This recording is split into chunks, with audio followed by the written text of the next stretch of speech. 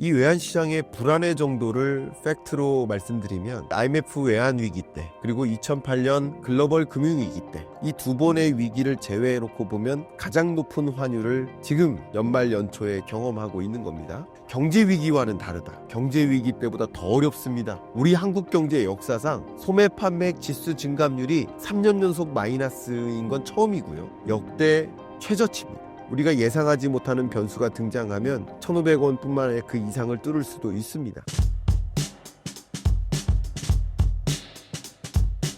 네, 여러분 안녕하세요. 우리 신사임당은 그래도 제일 자주 출연하고 있는 유튜브 채널 중에 하나입니다. 좀 오랫동안 또 신사임당 채널에 어렸을 때부터 출연을 했었기 때문에 아주 정겹고 또 이 자리에 앉으면 더 많은 것들을 말씀드리고자 하고 있는데 지금은 웃으면서 인사를 드리지만 아마 지금 이후는 웃음기가 좀 사라질 수도 있겠다. 그만큼 한국 경제가 처해져 있는 환경이 너무나 어둡기 때문에 그 어두운 부분들을 명확하게 말씀드리고 또 명확하게 경기 판단하시고 그리고 그것에 맞게 어떤 대응을 해야 될지 생각해야 되니까 그 부분을 지금부터 말씀드릴 수 있도록 하겠습니다. 현재 한국 경제가 심상치 않습니다. 현재 어떤 상황에 처해 있으며 2025년 한국 경제를 전망해 주신다면요? 일단 한국 경제의 흐름을 보실 때 이 그래프를 보시는 게 좋습니다. 이 그래프 보시는 것처럼 2020년이 팬데믹 경제 위기 상황이었습니다. 마이너스 0.7% 역성장했죠. 근데 근래 특히 앞에 앉아 계시는 우리 작가님 인생 동안에 역성장을 경험했었던 건 이번이 두 번째인 거예요. IMF 외환위기.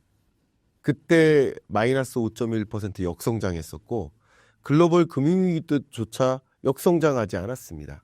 그러니까 두 번의 역성장이었던 거예요. 인생 동안. 마이너스 성장. 이게 경제 위기입니다. 그 경제 위기를 겪었고 21년 성장률을 보면 4.1%로 급반등하는데 이건 기저효과에 따른 거예요. 21년 경제가 좋은 게 아닙니다. 어쨌든 21년도 좋지 못했고 그리고 22년 1%대 성장, 23년 1.4% 성장, 그리고 24년은 2.2%로 추정치를 제시했지만 이 2.1%, 2% 수준의 성장은 역시 1.4% 저성장에 따른 기저효과입니다. 이것도 역시. 그리고 25년 경제의 성장률 전망치를 저는 중립적으로는 1.9%, 다른 몇몇 부정적 시나리오들이 가미되면 1.6%로 전망한다라고 제가 지난 2025년 경제전망서를 통해서 이렇게 제시를 했습니다.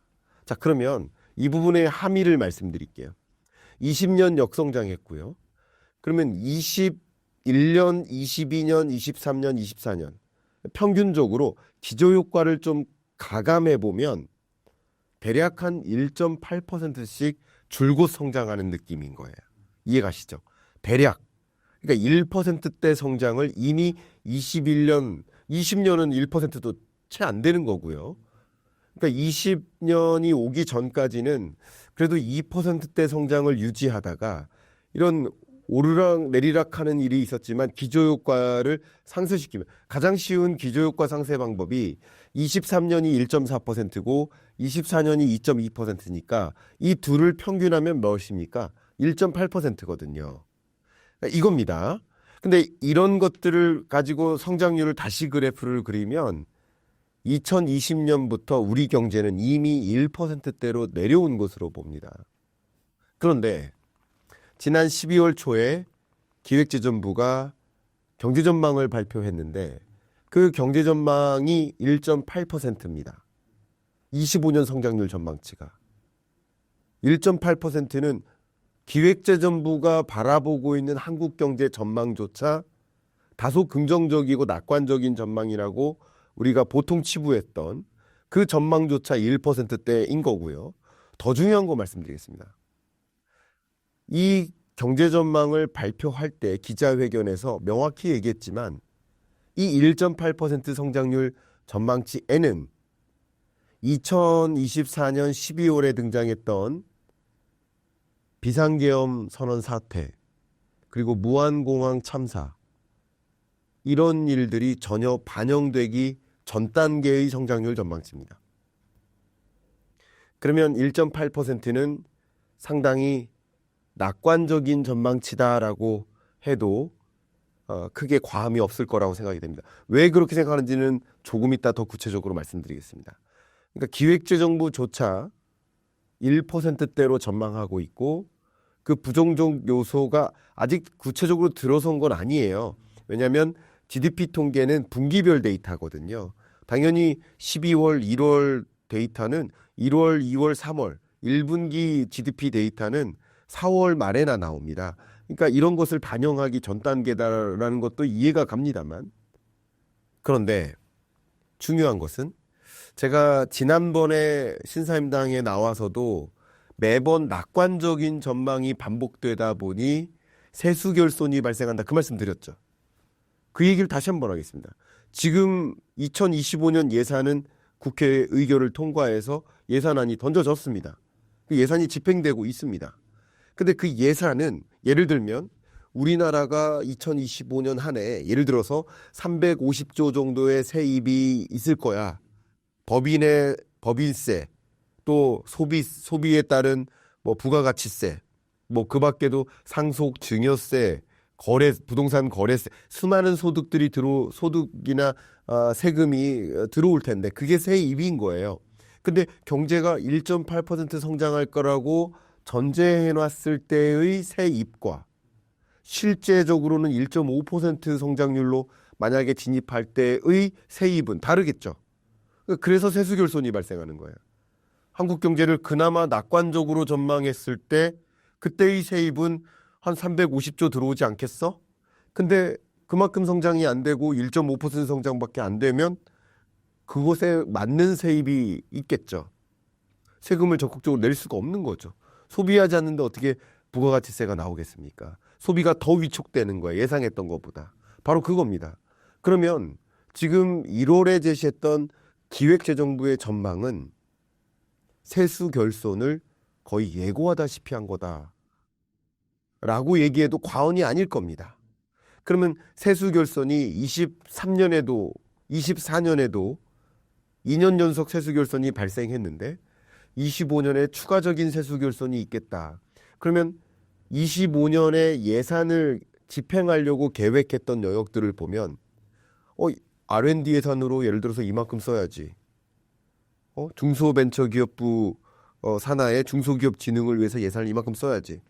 미중 간의 어떤 무역 전쟁으로 인해서 우리나라의 무역 환경이 흔들릴 수 있는데 그때 우리는 어떻게 대응책을 강구하고 중소기업들이 흔들리지 않도록 어떤 보존책 또 적극적으로 바이어를 만날 수 있도록 하는 박람회 개최 뭐 이런 것들이 예산으로 다 잡혀 있습니다. 근데 그만큼 세입이 걷어지지 않는다는 것은 추가적인 세수 결손을 예상할 수밖에 없고 세출을 적극적으로 할 수 없다. 경기 부양책을 단행할 수가 없다. 세수 결손의 현실화를 지적하지 않을 수가 없습니다. 또 기획재정부의 이번 전망에 전제를 몇 가지 살펴보면 지금 우리 경제가 어떤 상황에 당면해 있냐면 삼성전자 여러 가지 면에서 좀 어둡지 않습니까? 근데 글로벌 반도체, 이 D램 매출액 전망이 이렇게 어둡게 전개됩니다. 이게 무슨 말이냐면 삼성전자의 D램 수출이 어둡게 전망된다가 아니라 D램의 매출액, 글로벌 매출액, 시장 규모가 이렇게 급격히 증가하던 흐름이어서 이제 점차 성장 둔화가 야기되는 거예요. 그러니까 반도체 시장에 겨울이 온다. 정확히 말씀드리면 반도체의 겨울이 온 게 아니라 그러니까 반도체를 두 가지로 구분할 수 있습니다. 저는 이렇게 구분합니다. 반도체 시장을 AI 부문의 반도체, BAI 부문의 반도체 이렇게 구분했을 때 반도체 전체의 겨울이 온 게 아니라 BAI 부문의 반도체의 겨울이 온 겁니다. AI 부문의 반도체는 아직도 뜨거운 여름입니다. 없어요. 부족해요. 그러니까 엔비디아 입장에서도 SK 하이닉스한테만 공급을 받으니까 부족한 거예요. 삼성전자도 빨리 퀄리피케이션 테스트에 통과해서 제2의 공급업자가 됐으면 좋겠다라는 거예요. 그런데 그 정도의 퀄리티 가지고는 우리가 도저히 쓸 수가 없다라는 거죠. 바로 이런 입장. 그러니까 결국 지금 겨울이 온 건 반도체가 아니라 D램과 같은 BAI 부문의 반도체의 겨울이 온 건데, 그러니까 삼성전자가 지금 못하고 있느냐. 사실 D램 시장에서는 아직도 막강한 영향력을 행사하고 있거든요. 기술적인 면에서는 조금 기술 격차가 축소되거나 오히려 뒤집힌 부분도 없지 않아 있지만 어쨌든 시장을 장악하고 있거든요. 그러나 장악하고 있는 시장 규모가 줄어든다는 거예요. 쉽게 말하면. 그런 전제하에 이제 내수 부진이 심각하고, 그러니까 외수도 어려운데 내수도 어렵다라는 거죠. 그런 관점에서 아무래도 한국 경제가 더 부정적으로 전망이 된다. 그러면 정말 내수가 어려울까? 아직까지는 제가 GDP 통계가 안 나왔다고 했죠. 나온 통계가 뭐 있을까? 예를 들면 심리 지표밖에 없어요. 12월 달에 소비 심리 지표, 기업의 경기와 관련된 선행 혹은 동행 지표들, 경기 판단과 관련된 이런 BSI라고 하죠. 그런 지표들, 심리 지표들밖에 안 나왔어요. 그러면 이 25년에 드리워진 이런 정치적 리스크, 그리고 25년 1월 20일부터 트럼프 2.0 시대가 본격화될 텐데, 그죠? 그것에 따른 무역 정책의 불확실성, 세계적인 보호무역 조치의 등장, 이런 것에 따른 또 다른 불확실성이 가미가 되지 않았어요. 그런데 그래프 한번 보십시오. 소비자 심리 지수가 코로나19 이후 이렇게 소비자 심리 지수가 급냉한 적이 없었습니다. 이 얘기는 곧 지난 12월 그리고 지금 1월 우리 소비자들의 소비가 얼어붙는다는 거예요. 예를 들면 사치제적 소비 지출 항목들은 먼저 소비가 감소합니다. 그러니까 예를 들어 경기가 갑자기 위축되거나 소비 심리가 위축될 때 쌀 소비를 줄이지 않아요. 근데 뭐를 줄여요? 사치제적 지출. 사치라고 하진 않았습니다. 사치제와 유사한 성격의 지출 항목. 예를 들면 테니스 레슨 같은 거, 골프 레슨 같은 건 완전히 급감했습니다. 레슨 같은 거. 그리고 마사지라든가 피부 관리 같은 거. 이런 게 수요가 급감했습니다. 여러분 체감적으로 느끼실 겁니다. 그런 업종에 계신 분은 댓글로서 나 그런 업종에 있는데 정말 지금 그 수요가 급감한 걸 공감한다고 댓글 남겨주셔도 좋을 것 같아요. 그런 댓글이 좋은 댓글이죠. 정말 그만큼 소비 심리가 위축됐고 그게 실질적으로 사치제적 소비 지출을 줄어들게 만들어요. 특히 또 어떤 지출이 주냐면 외식 소비가 줄어요. 그러니까 식사는 해야 되지만 식사를 거르는 게 아니라 외식 소비보다는 집에서 요리해 먹어야지. 그러니까 소비 지출 항목을 아낄 수 있는 부분을 아끼는 과정이에요. 그러면 결국 이런 것들이 뭐예요? 제가 말씀드렸던 사치제적 서비스 지출 혹은 외식 소비 지출 다 뭐예요? 자영업자예요. 우리나라 2,700만 취업자가 있습니다. 그중에 약 650만이 자영업자예요. 이 자영업자는 이 내수 경기 침체를 그대로 느껴요. 더군다나 이 정치적 리스크 때문에 또 무한공항 참사로 인해 다시 한번 그 부분에 대해서 위로의 말씀을 좀 올리겠습니다만, 이런 어떤 우리 한국 경제에 드리워진 마치 먹구름과 같은 이런 현상, 그리고 거대한 물음표, 뭐가 어떻게 될지 몰라. 여러분 아세요? 정치적으로 뭐가 어떤 식으로 전개될지 정확하게 아시는 분 계세요? 모르는 거예요. 그러니까 모를 때 투자자들이 투자를 취하해요. 비상계엄 선언 다음 날 제가 두 개의 금융사와 이 세미나를 개최하고 제가 기조 강연자로 참여하기로 이미 약속이 있었는데, 그러면 이제 금융사들이 외국계 기관 투자자들을 한 50개, 70개 기관 투자자들을 다 모았어요. 그리고 예를 들면 이런 기업을, 예를 들어서 1,000조짜리 이런 기업을 사서 2,000조로 만들자. 이런 식인 거예요. 투자해서 이 소유주를 바꾸고 매니지를 잘해서 얘를 혁신 기업으로 바꾸고 그럴 만한 기업들을 고르겠죠. 그런 기업들을 이렇게 만드는 거예요. 뭐 그게 이제 예를 들면 PE사의 역할인데, 대표적인 예를 하나 들어드릴까요? 예를 들면 지방에 있는 버섯 공장이 있어요. 인력이 많이 필요해요. 300명의 인력이 필요해요. 포장하는 인력입니다, 주로. 근데 산간에 있는 지방에는 인력을 구하기가 힘들어요. 턴오버가 심하고요. 그래서 이걸 어떻게 합니까?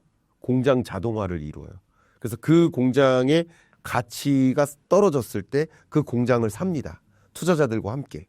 산 다음에 그 가치를 끌어올려요. 공장 자동화를 위한 투자를 단행하고, 그리고 그 기업을 다시 적절한 소유주를 찾게 해줘요. 그러면서 가치 상승폭을 누리는 방식이 이 자산운용사나 PE사가 보통 많이 하는 일이거든요. 그러니까 이런 관점에서 투자자들이, 제가 그 세미나에 갔는데 이미 여기에 투자하겠다라는 마음을 먹고 온 거예요. 근데 그 당일날 다 투자 초래를 합니다. 이런 거예요. 그러니까 이런 것처럼 한국의 주식을 버리고 한국의 원화를 버리고 이런 것들이 소위 강달러를 만들고 주가를 하락시키고, 그게 한국 경제 또 경기 악순환을 야기하겠죠. 글로벌 투자은행들의 한국 경제 성장률 전망치를 보시면 JP모건도 1.7에서 1.3%로, HSBC도 1.9에서 1.7%로 하향 조정했습니다. 그마저도 하향 조정했습니다. 자, 이런 부분들을 보면 한국 경제에 대해서 종전에 봤던 전망보다 더 부정적으로 전망치를 옮겨잡는 모습, 그런 모습들이 지속적으로 등장하고 있습니다. 제가 가장 우려하는 것은 정말 이러다가 잃어버린 10년 오는가. 다만 잃어버린 10년을 여러분이 어떻게 정의하시는지 모르겠습니다. 일본처럼 제로 성장을 지속하면 잃어버린 10년인지, 1%대 성장도 잃어버린 10년인지, 그건 정의하기 나름이에요. 잃어버린 10년은 너무 추상적이잖아요. 저는 숫자로 이야기하고 싶어서요. 저는 잃어버린 10년을 만약에 여러분들을 또 공감해 주신다면, 세계 경제가 평균 3.2%씩 성장하는데 우리 한국 경제는 1%대로 성장한다. 잠재 성장률이 2%고 2%가 안 되는 수준의 성장률을 유지한다. 그럼 저는 잃어버린 10년에 부합하는 성장률이라고 봅니다. 저의 정의를 먼저 말씀드리고, 이 부분에 공감하시는 분도 있고 안 계시는 분도 계시지만, 저는 잃어버린 10년을 만약에 1% 성장세가 10년 연속 지속된다. 그러면 잃어버린 10년에 이미 진입했다라고 평가할 수 있겠는데, 팩트를 보여드리겠습니다. 그래프 보십시오. 우리가 4번의 경제 위기를 경험했고요. 그리고 추세적으로 우리 한국 경제는 약 14%대의 고성장 국가에서 1%대 저성장 국가로 전환되고 있는 모습입니다. 그리고 앞서 화두로 말씀드렸던 것처럼 이미 2020년 팬데믹 이후 우리 한국 경제는 1%대 성장으로 진입한 모습이다. 그래서 이건 실질 성장률이고요. 잠재 성장률을 봐야 돼요. 잠재 성장률은 그 나라의 산업 구조, 그 나라의 인구 구조, 그 나라의 어떤 수출 구조, 기술적 수준, 자원 수준, 이런 것들을 고려해서 이 나라는 뭐 특별한 일이 없는 한 어느 정도 성장할까를 가늠하는 것이 잠재 성장률이다. 이렇게 제가 가장 쉬운 표현으로 설명드려보면, 그 잠재 성장률 자체가 레벨 다운 되고 있어요. 근데 그 잠재 성장률 자체가 이미 1.8% 수준으로 내려온 상태입니다. 그래서 1%대 성장을 이미 2020년 정도부터 시작했다라고 본다면, 잃어버린 10년 오는가 하는 질문에 대해서 너무 속상하고 죄송하지만 이미 잃어버린 10년 진입했다라고 가정하고, 잃어버린 10년 아니야, 어떻게 하면 이걸 극복할까, 그 극복할 방안에 대해서 더 적극적으로 고민하는 시간이 됐으면 좋겠다.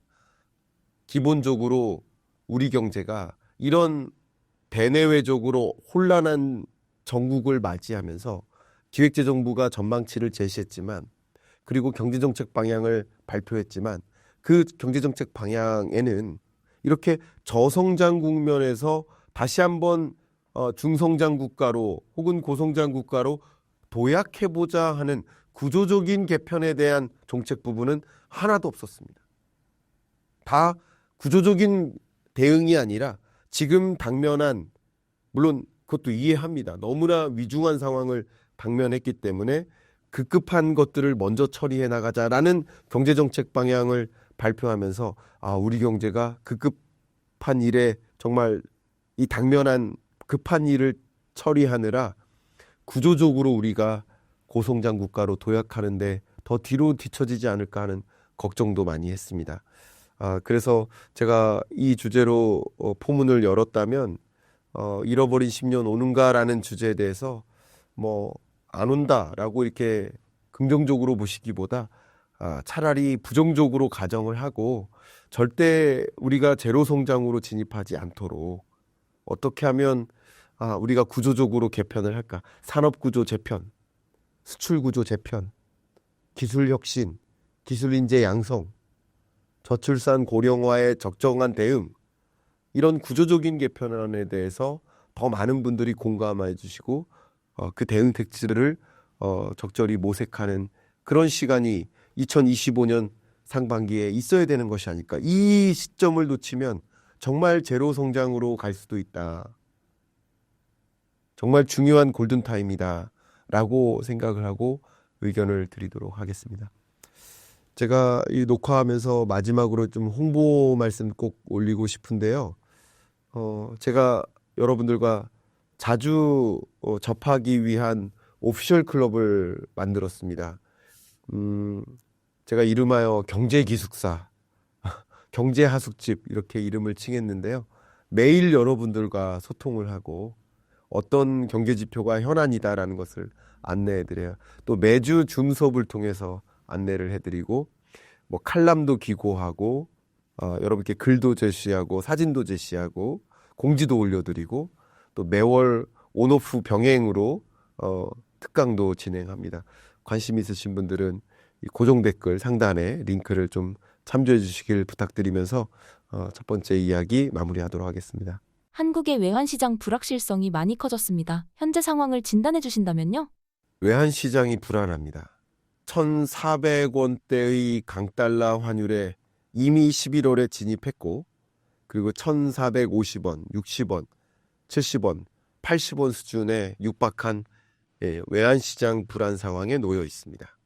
한국은행의 1월 16일 금통위 결정도 역시 금리를 인하할 수 없는 심각한 내수부진 상황에 놓여 있음에도 불구하고 금리 인하를 도저히 할 수 없는 그 첫 번째 배경이 바로 강달러인 거죠.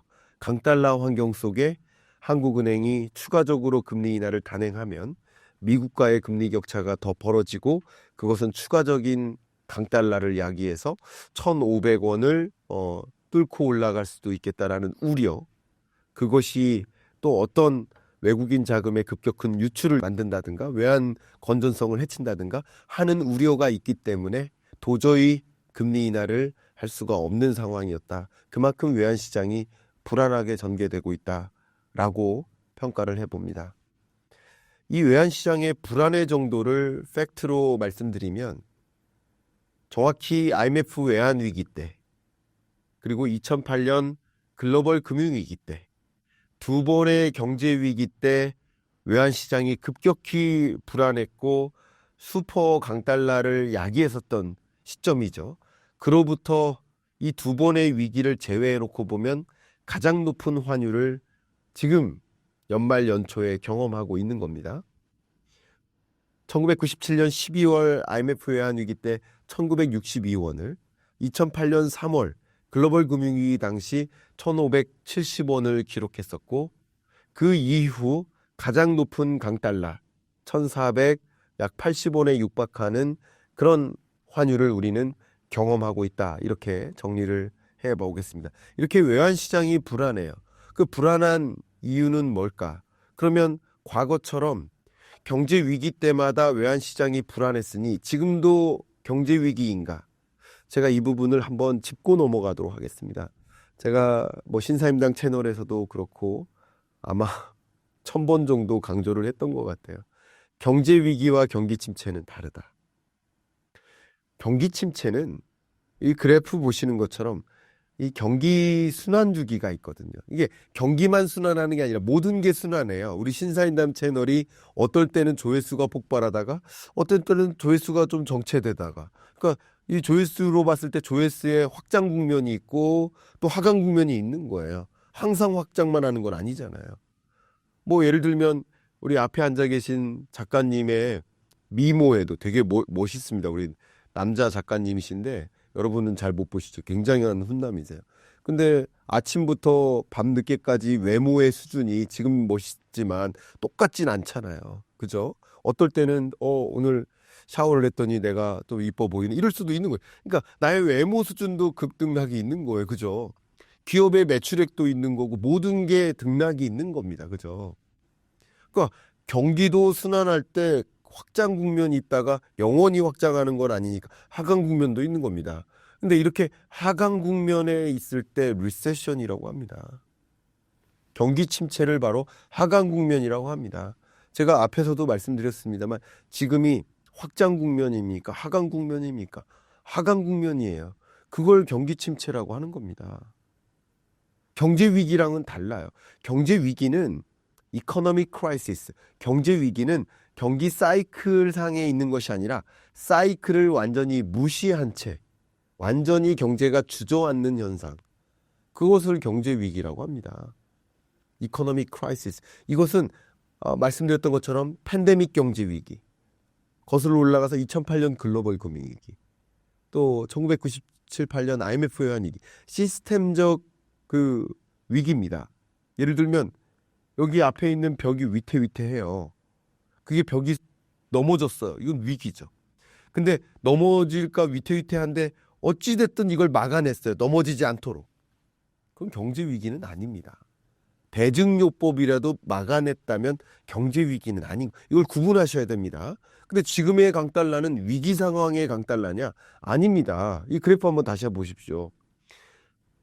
경제 위기 때는 한 번씩 스파이크를 찍죠. 외환위기, 금융위기 때 스파이크를 찍습니다. 마치 전쟁이 발생했을 때 러시아가 우크라이나를 침공했어요. 전쟁이 발발했어요. 그러면 전쟁 국가의 통화가 어떻게 될까요? 급락하죠. 루브라를 내던지는 겁니다. 한국에 전쟁이 발생했다고 생각해보세요. 원화를 누가 갖고 있습니까? 5만 원짜리가 5만 원의 가치가 있을까요? 아니죠. 그러니까 원화를 내던지는 거, 내던지고 차라리 안전자산을 갖자 하면서 달러 선호 현상이 집중되면서 스파이크를 찍는 거예요.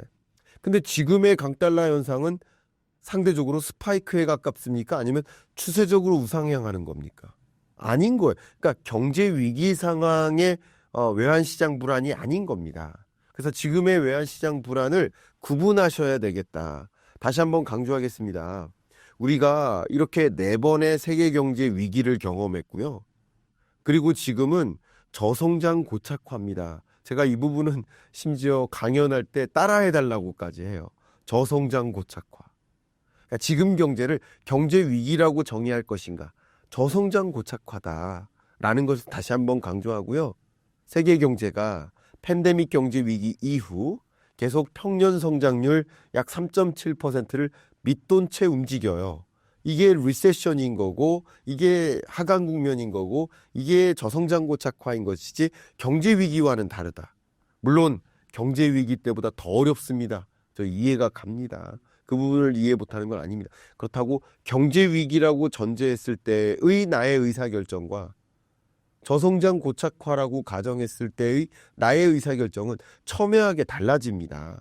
달라지기 때문에 지금 경기를 어떻게 가정할 것인가.